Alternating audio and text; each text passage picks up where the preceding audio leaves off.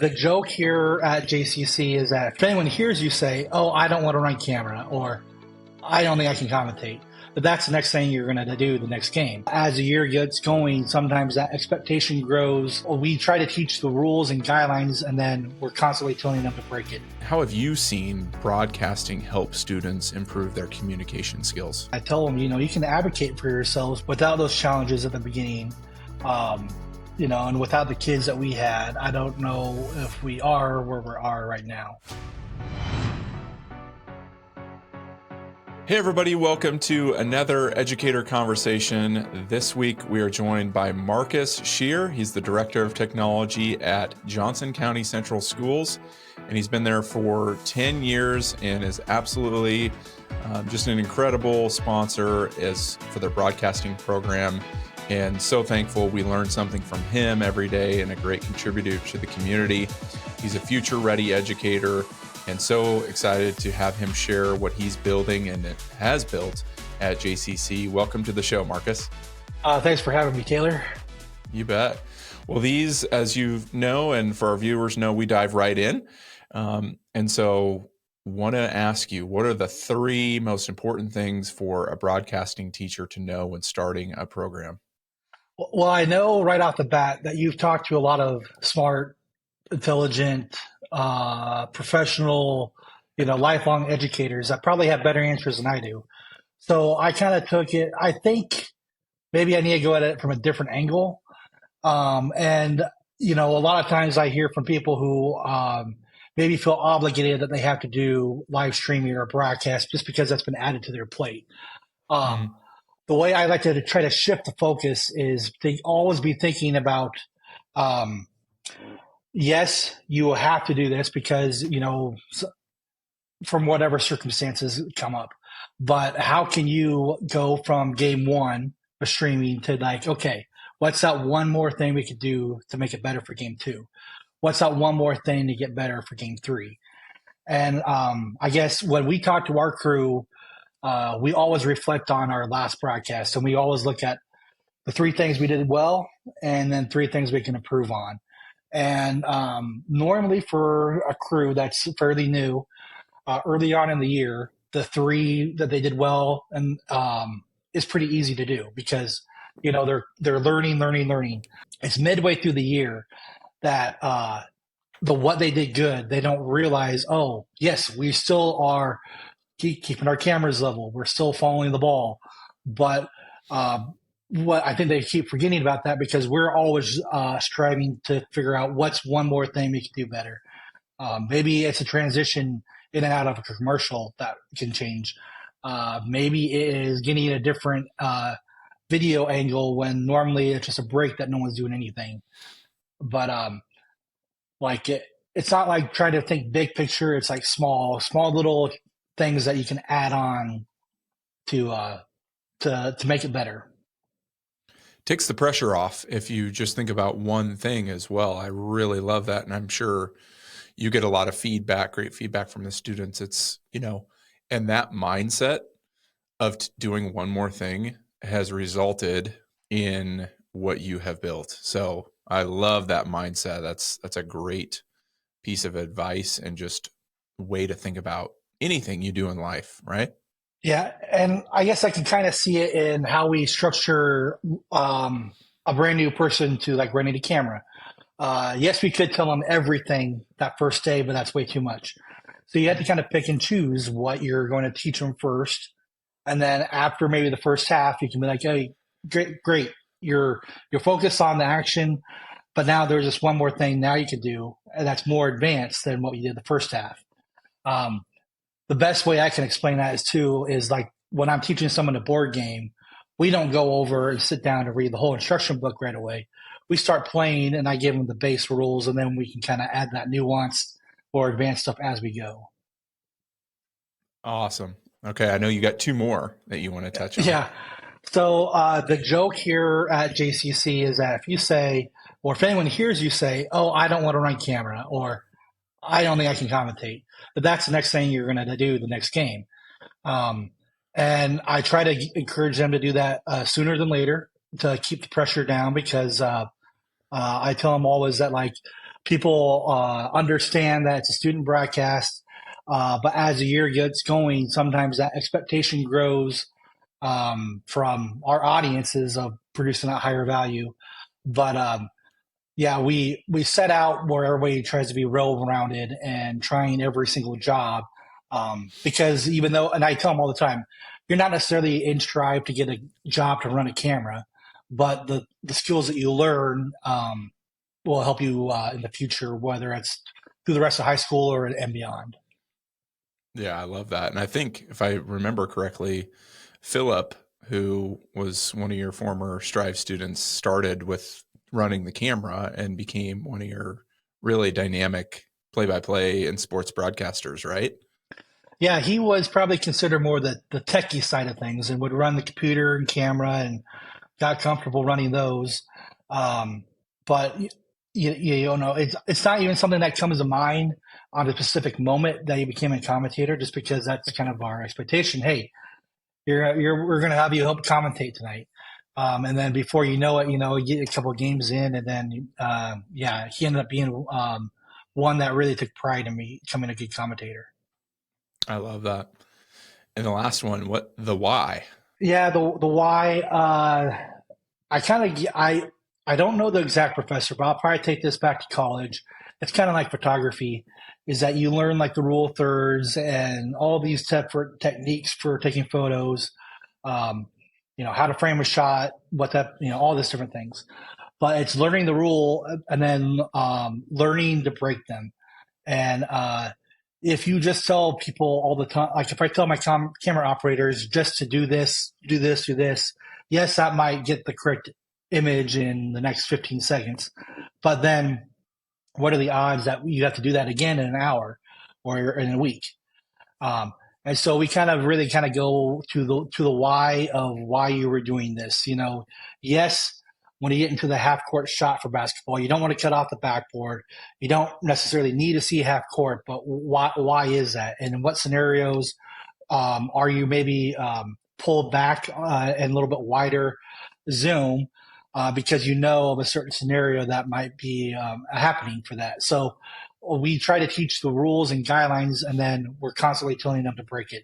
The rule of 180 is a common one of why is there times where you can break that rule too. So that's the hard part for me, is trying to teach that part without doing the hands-on part.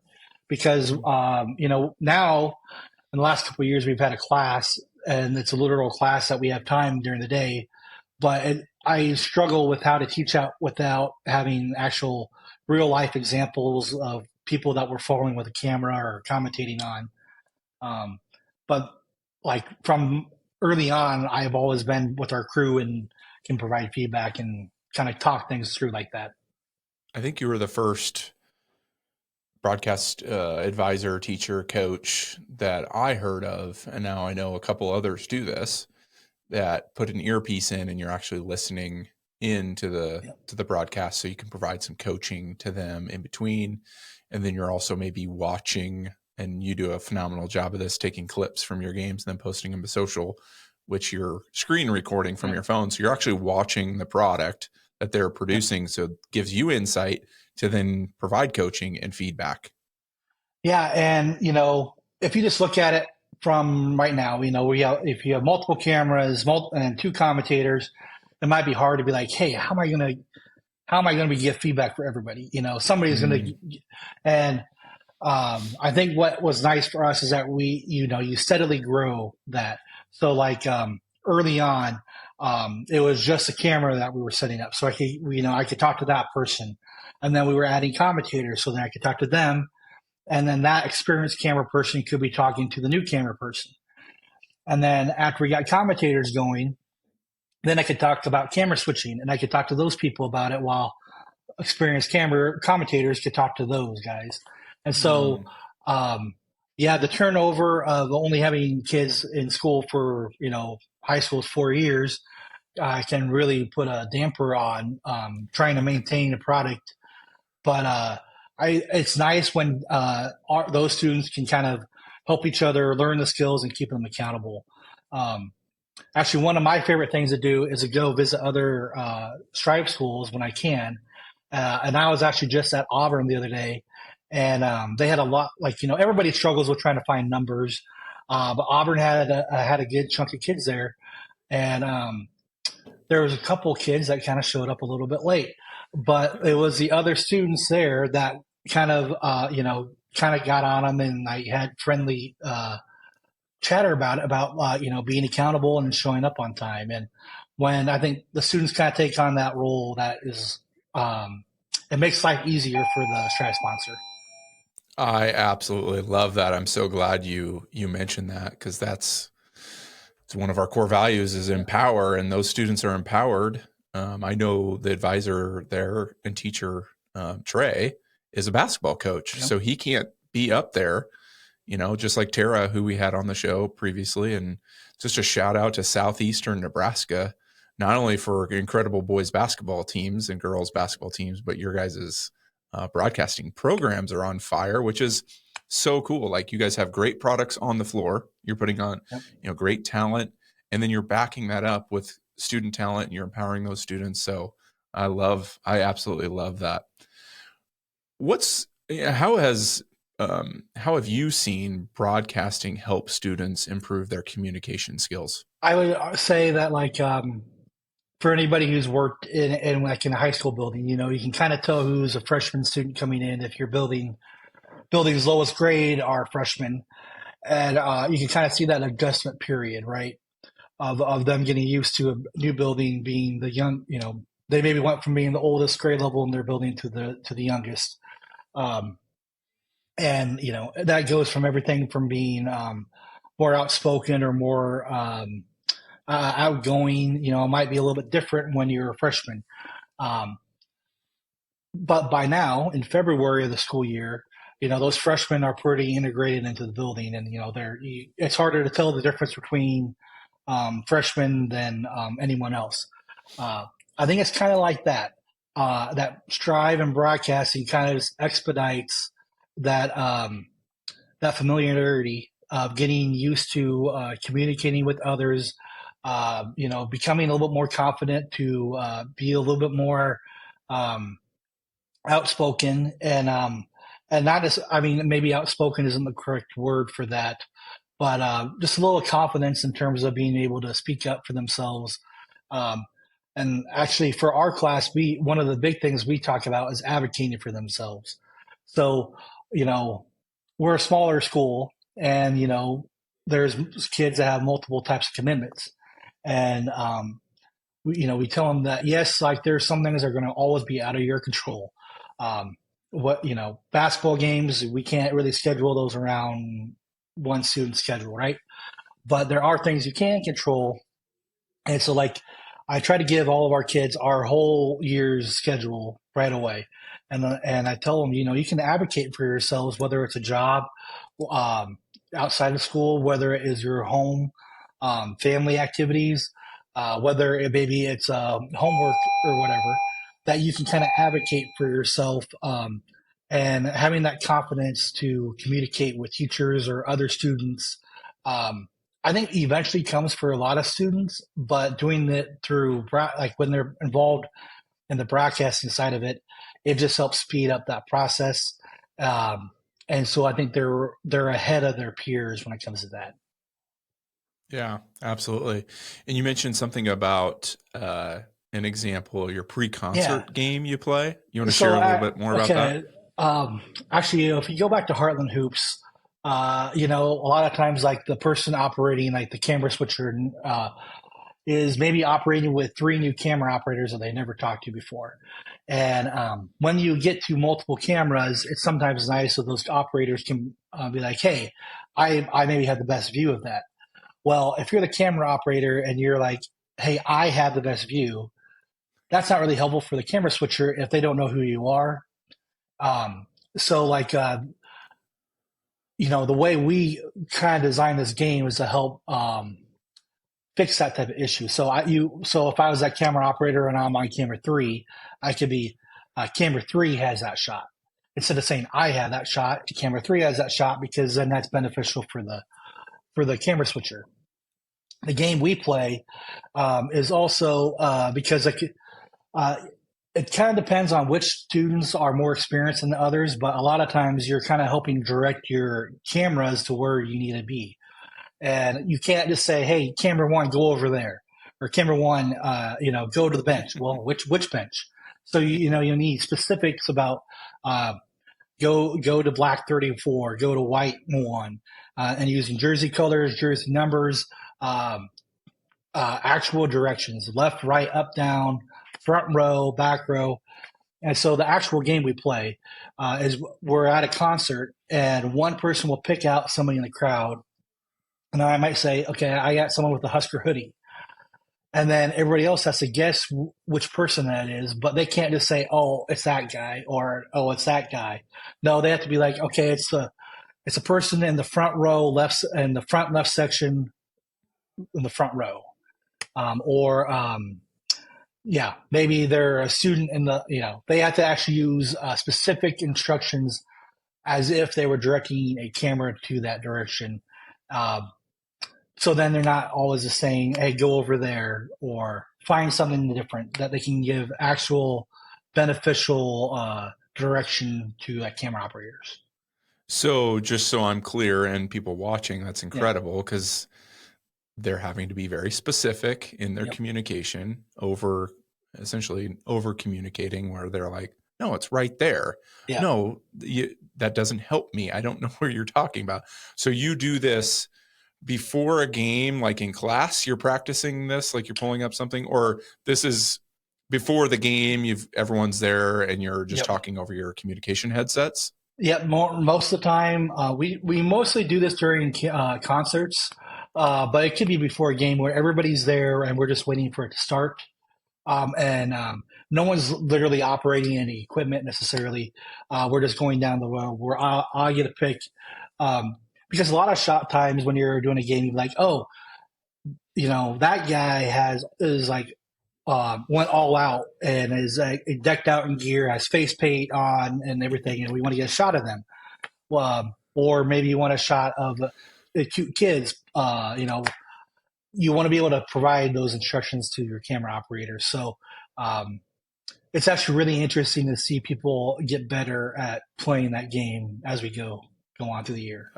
I love that. Love that. And I know everyone watching is absolutely going to use that.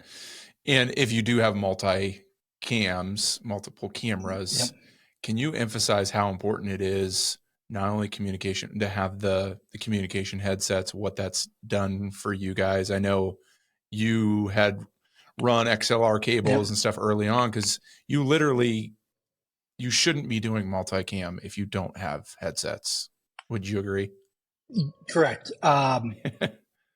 If you don't know that your camera's on the stream, you don't know that you can't, quickly move your camera to find a different shot. And if all of your camera operators are acting like they're on the stream the whole game, that's way too much. They'll get tired, or the one Mm. moment that you'll want to go to them happens to be that one moment that they have to take a little 10-second break just to stretch or readjust. And so being able just to flat out tell camera, which one we're on is a big deal. The second thing is, when this is kind of gets more advanced, is that I always like it's the last minute add on. It's normally like the last thing we set up, but being able to get the commentators' audio onto those comms is at least one person knows what the commentators are talking about. Um, Especially if your crew isn't as familiar with sports, uh, is making sure that they can hear the commentators so they know, oh, number 45 just fouled out. We need to follow them out of the game. Um, or maybe that, a coach is talking to the ref and they may be changing a call on the floor. Instead of just sitting on that wide shot where you're pointing over here and all the action is actually right here, um, someone has to, the likelihood of you being able to get down to your stream goes way up if multiple people can talk to each other, rather than it just being that one camera operator by themselves knowing that they need to go over there. The chances of that happening and happening in a smooth fashion, go way up, because then you maybe only have one person who is familiar with the sport that's helping direct it. Yeah, I'm trying to think of an analogy, and maybe as I'm trying to think of it, you can think Yeah. of what that would be, of someone trying to do something without the ability to communicate that thing to someone else, right? Like it just makes it really difficult to do if you can't communicate. And I don't know if you were at the games. So we're recording this post Heartland Hoops Classic. Eric's audio wasn't, or the communication between Hoosier and Eric broke after the first. I think you were at Yep. those games, and Yep. so we had to go back to hand signals because, and we were in two different locations, and it just made it more difficult to do that. And that's not between camera people; that's between Yep. director and play-by-play announcer, and handing that off to commercial breaks and things like that. I guess maybe the analogy that it might just be harvest. If how many times you have someone in a combine, someone someone on the truck, you have all these different people moving equipment, and now with technology, that's pretty easy to communicate. I mean, yes, that maybe isn't going to avoid um, you getting yelled at one day. But you can say that's probably the same thing for the broadcast side too. But like, if you don't know that, if you're trying to follow the grain bin and you don't have communication with that combine, it could be a big time issue, right? So I mean, Breaks maybe I down the don't. whole system. Yeah, no, Yeah. I know exactly what you're talking about So I for all the mean, farmers. and like, yes, it can really help your production value, but like for me, I think the communication headsets are probably the number one way to engage kids in the broadcast. Um, because I don't know, it just kind of allows them to talk. Because if you're in a gym and it's loud, it's kind of hard to hear. And if you don't, like a lot of times people are like, well, I don't really want to run wide camera, and they might think it's a little more boring. Well, if you're able to be on that headset and feedback, we talk about our wide cameras should have a whole bunch of subtle movements that if we notice you're moving, that's probably not a good idea, a good thing. But if you're subtly moving, that's what the best wide camera is. So your wide camera can't be moving the tripod, dropping their hands, and now just watching, and then moving the camera again. It's actively engaging and running that camera as if you're running the tight camera.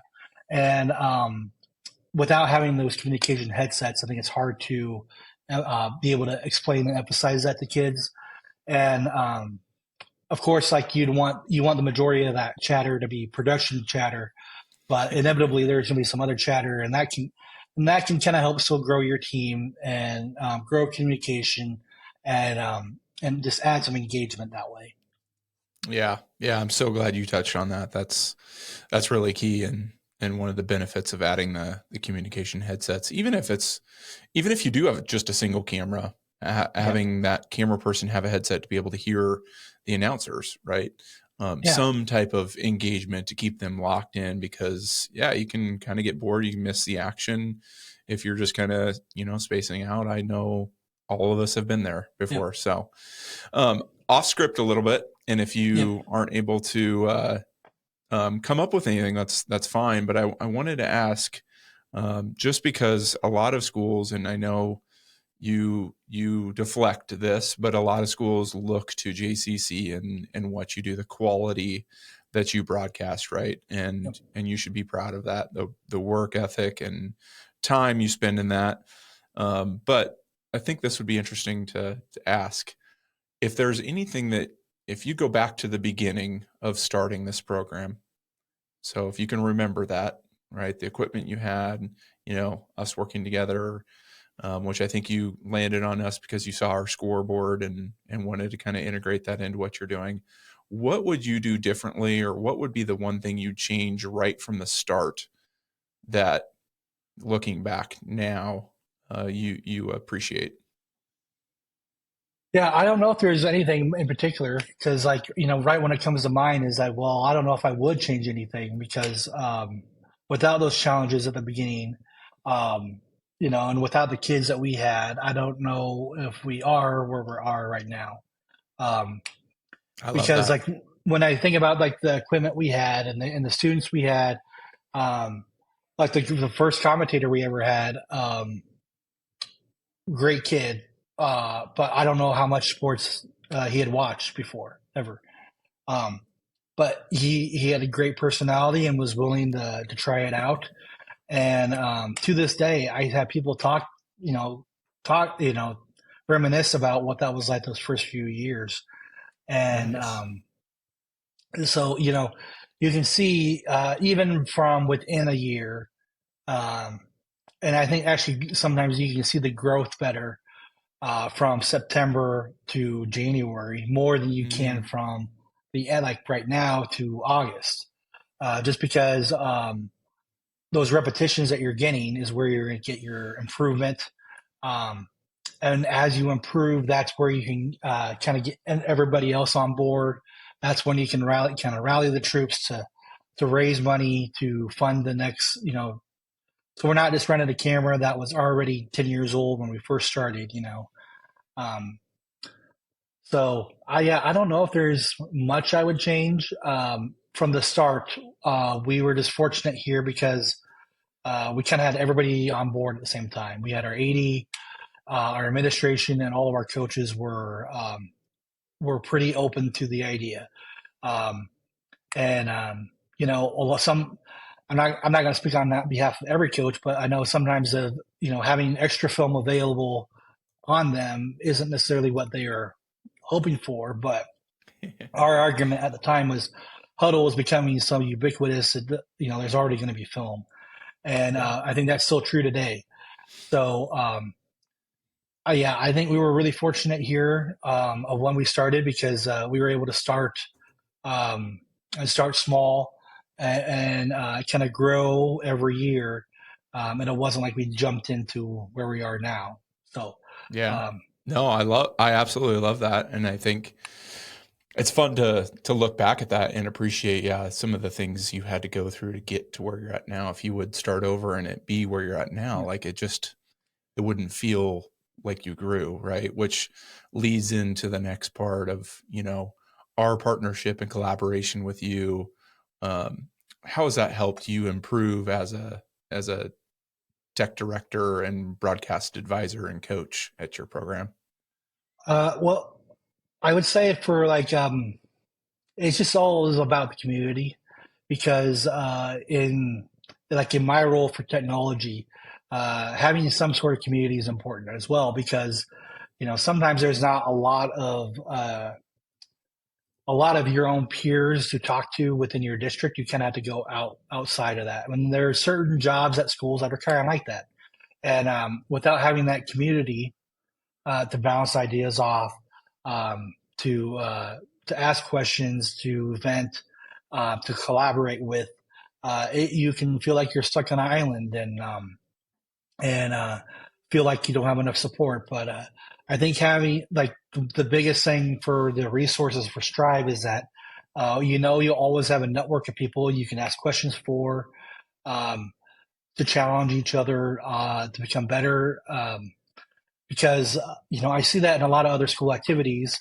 If the school down the road is better at you at lacrosse, it's not like you're going to cancel your lacrosse program. You're going to try to get better, right?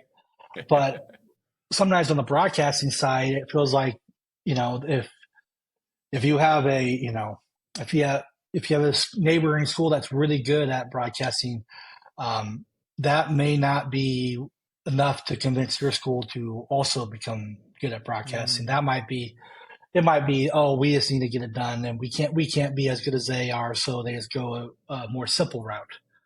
Um, I like having a community to kind of to see what other people are doing, and always try to see how we can improve our streams. Um, to see how we can help other schools improve as well, and yeah, like I think it's pretty amazing. I mean, as a kind of for basketball, as a coach, you probably know of certain players from other schools that are standout players for not only what they do on the court, but how they are as teammates and as leaders. And it's the same thing for Strive. Is that like a lot of the Strive programs that you see excelling right now have good, not only good teachers, but they have kids who are really um, taking a lot of time to make their school's program better. Yeah, that's what it's all about, in empowering those students. And even if, I think of the Jeff Ekstroms, that he's now the communications and media relations director for the Omaha Supernovas, and he did play-by-play at Kearney, right?